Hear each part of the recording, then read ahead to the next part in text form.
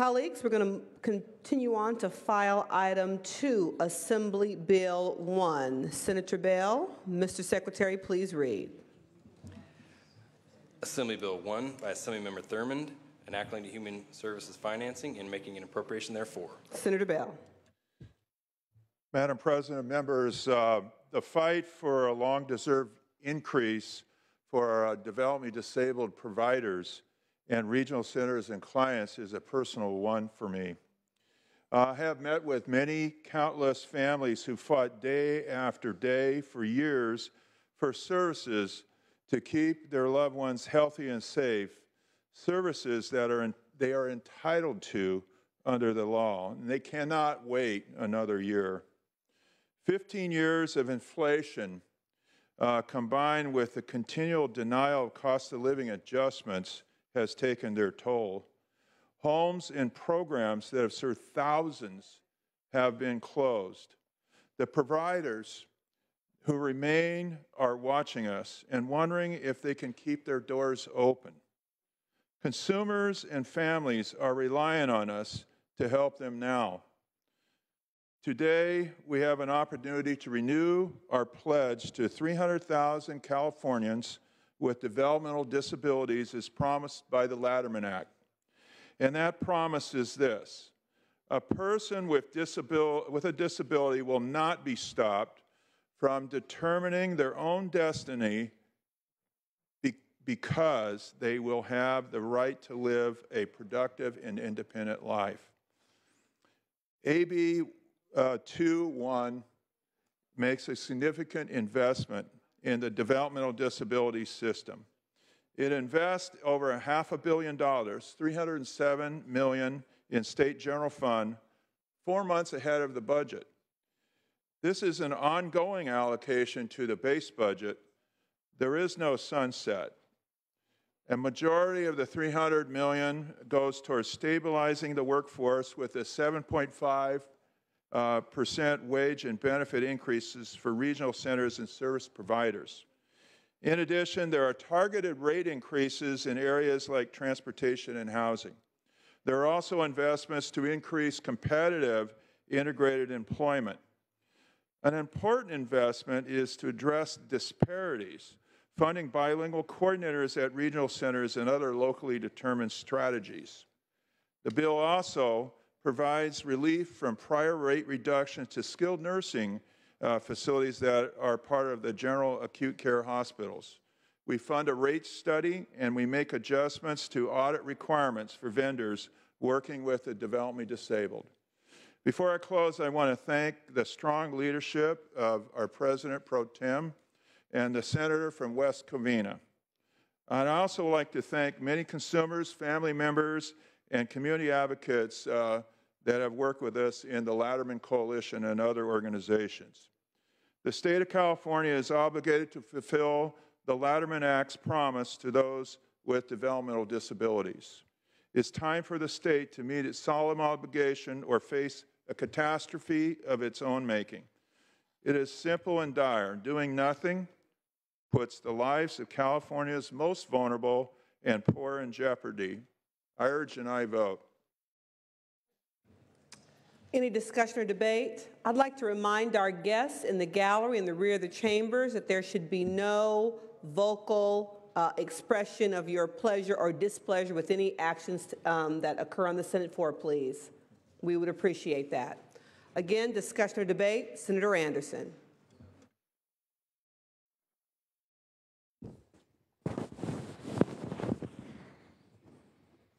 Senators, we know that the Latterman Act for developmentally disabled, let me, a little tongue twister this morning. The Latterman Developmentally Disabled Services Act says that people with developmental disabilities and their families have a right to get services and support they need to live like people without disabilities. We know that.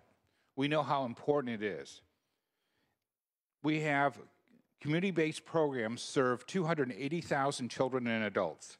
Another 1,100 are served in state-run institutions. In 2003-2004, community-based programs absorbed a rate freeze. In 2009-2010, providers were cut with a 3% across the board. In the next 2 years, providers were reduced by another 4.25%. In the 2012-2013, another 1.25% were cut. Since 2009, the state has reduced costs to development services programs by more than $1 billion. By 2014, after years of cuts, the system was so fragile it couldn't withstand even the most minor of fiscal challenges, resulting in unsustainable reimbursement rates. So since July of 2011, 435 licensed residential homes and 57 day and work programs have closed.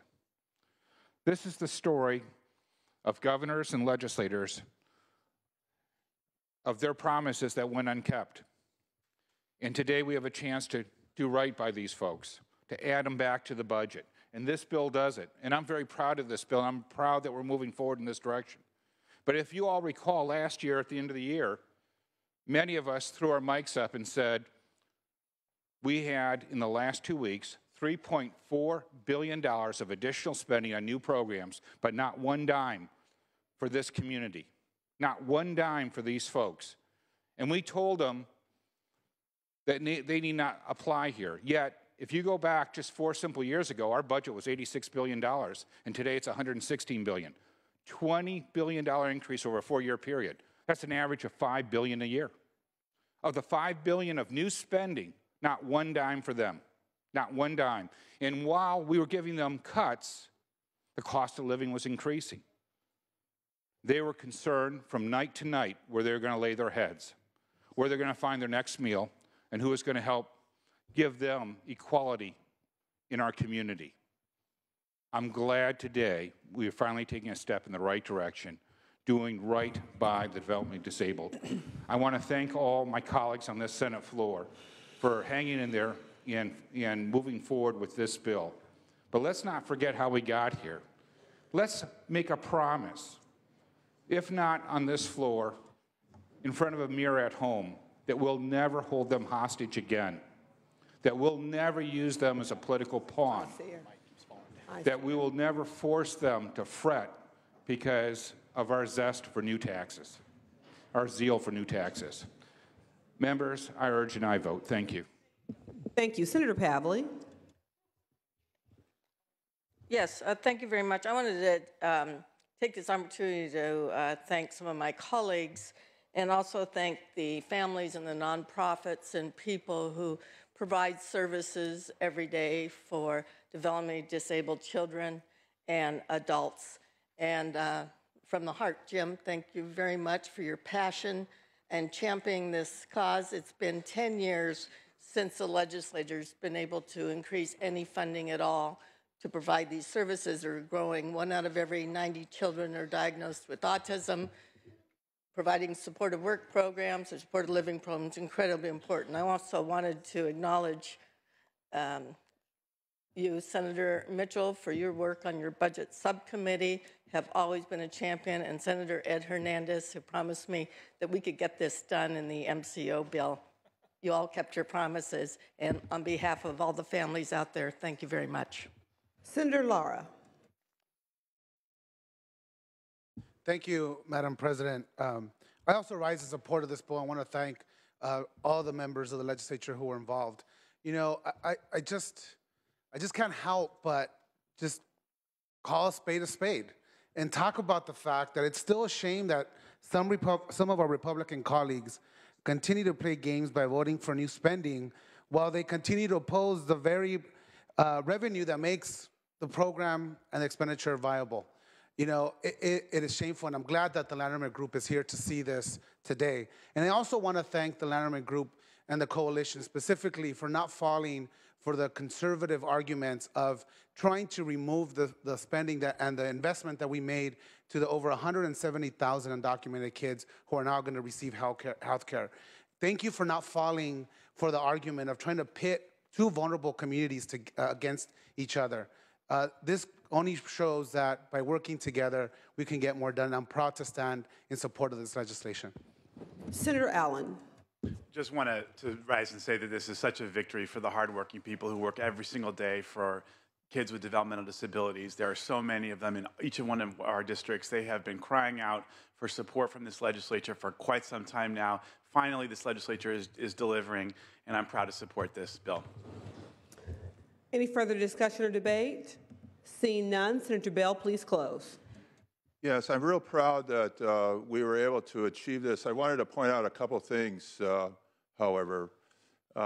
This bill establishes a permanent, ongoing source of funding and commitment to fund these programs. I think that's something we all have said we believe in, regardless of whether or not we have a difference regarding the budget. But I'd like to point out also another thing, that unless a stable, ongoing source of funding is provided, a stable, ongoing source of funding and consideration equal to other budget allocations is decided upon by the legislature and the governor, the football game will begin again, and the developmentally disabled will be in the middle of a political football game again with the budget cuts and all the things that happened, the horrible things that happened over the last decade.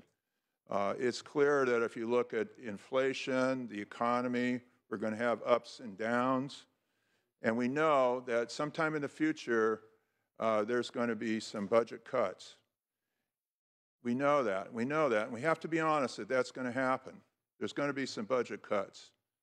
And I think our commitment today should be that when that happens and when there's budget cuts, we ought to protect the most vulnerable in our state. And that's what this bill does.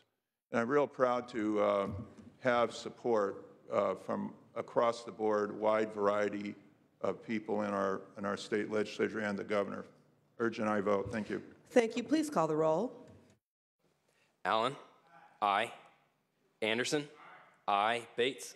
Aye. Bell. Aye. Berryhill. Block. Aye. Cannella. Aye. De Leon. Aye. Fuller. Aye. Gaines. Aye. Galgiani. Aye. Glazer. Aye. Hall. Aye. Hancock. Aye. Hernandez. Aye. Hertzberg. Aye. Hill. Aye. Hueso. Huff. Aye. Jackson. Aye. Lara. Aye. Leno. Aye. Leva. Aye. Liu. Aye. McGuire. Aye. Mendoza. Aye. Mitchell. Aye. Monning. Aye. Morlock. Aye. Morrell. Aye. Wynn. Aye. Nilsson. Aye. Pan. Aye. Pavley. Aye. Roth. Aye. Runner. Aye. Stone. Aye. Vidak. Aye. Wachowski. Aye. Wolk. Wolk aye. Berryhill aye. Hueso aye. Ayes 40, no 0. The measure passes. Colleagues, we're going to move. Is there any further business in the second extraordinary session? Seeing none at this time, the second extraordinary session will stand in recess and the regular session will be reconvened. We'll proceed now to consideration of the daily file, Assembly third reading, file item 60. Assembly third reading, file item 60. Mr. Secretary, please read. Assembly Bill 133 by the Assembly Committee on Budget and Act Langton State Budget and making appropriation therefore to take effect immediately. Budget bill. Senator Leno. Thank you, Madam President. Colleagues, this is a budget bill junior to the 2015-2016 budget. It makes some appropriation changes, the first of which repays about $173 million in general fund debt to a variety of transportation projects.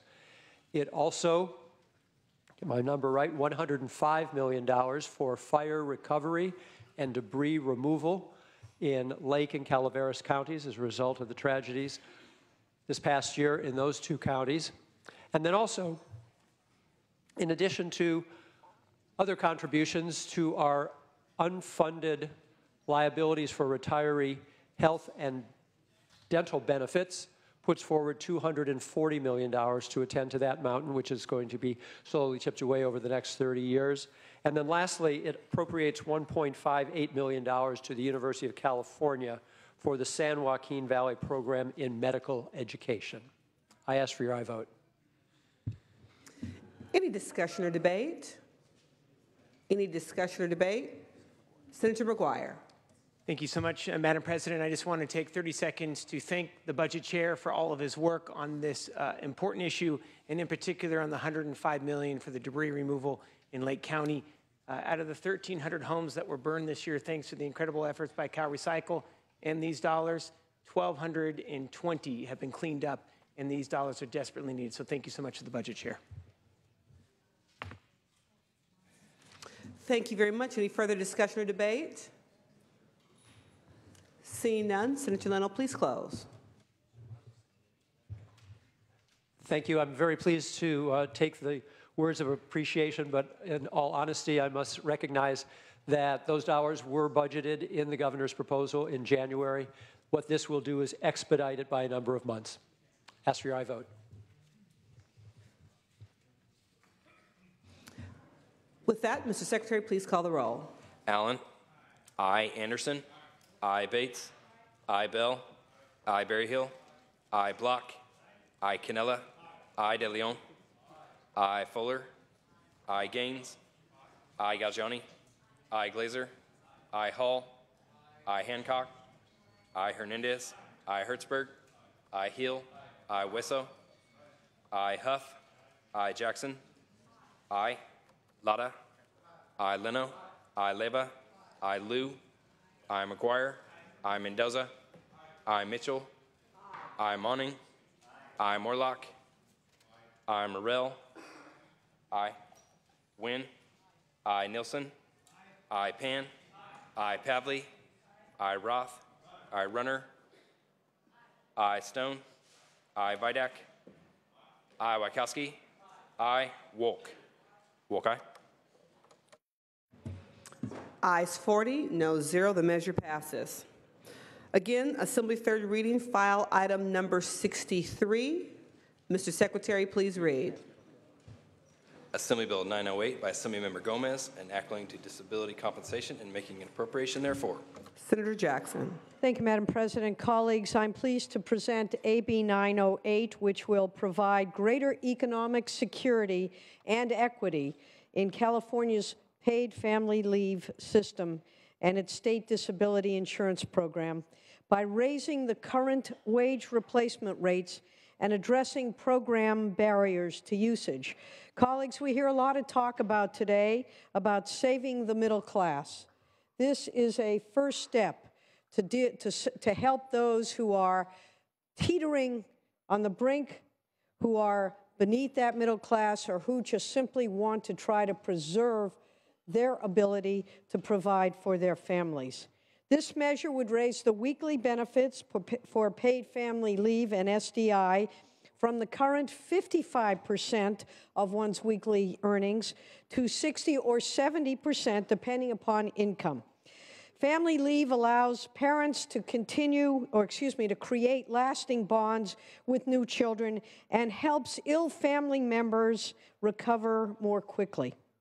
Most Californians pay into the paid family leave program, but too many cannot access the benefits that they have spent, that they have put into this system, because they can't survive on the current 55% wage replacement rate, or the fear of losing their jobs due to the limited reach of the California Family Rights Act, which does not protect leave when people try to care for their families under these difficult circumstances.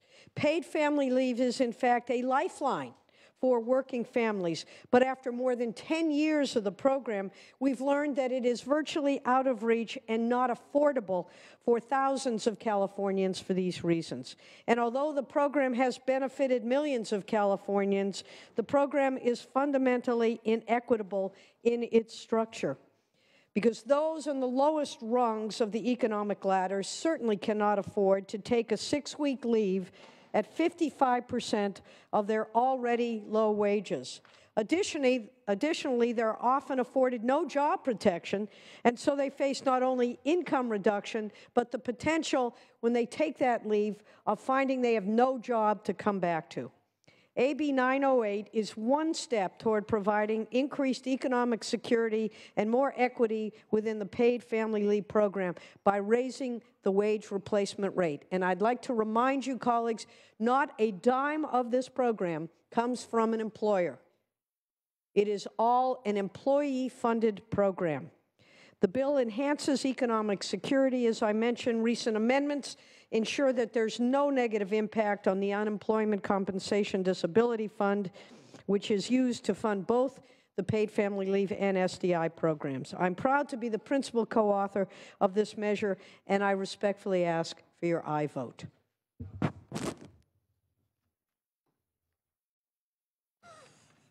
Thank you very much. Any discussion or debate? Any discussion or debate? Senator Morlaw? Thank you, Madam President.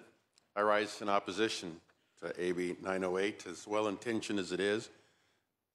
Some of the things I'm concerned about, one is that we're spending $5.8 million just to update the Employment Development Department's IT system so it can accommodate and implement this minor change. SDI is an employee tax. That was clearly stated. This does not tax the employers, but it taxes employees. And in fact, it's a 10% increase to the SDI in 2019, 2020, and 2021. And so I keep being reminded at committee meetings that 60% of our constituents in this state are living paycheck to paycheck. And we are so fortunate to have so many businesses in this state that are withholding payroll taxes and paying them on time, when we have a severe problem with the underground economy that isn't paying any payroll taxes or workers' comp or anything else. And here we keep putting more of a burden on those that are playing by the rules and having a tough time competing.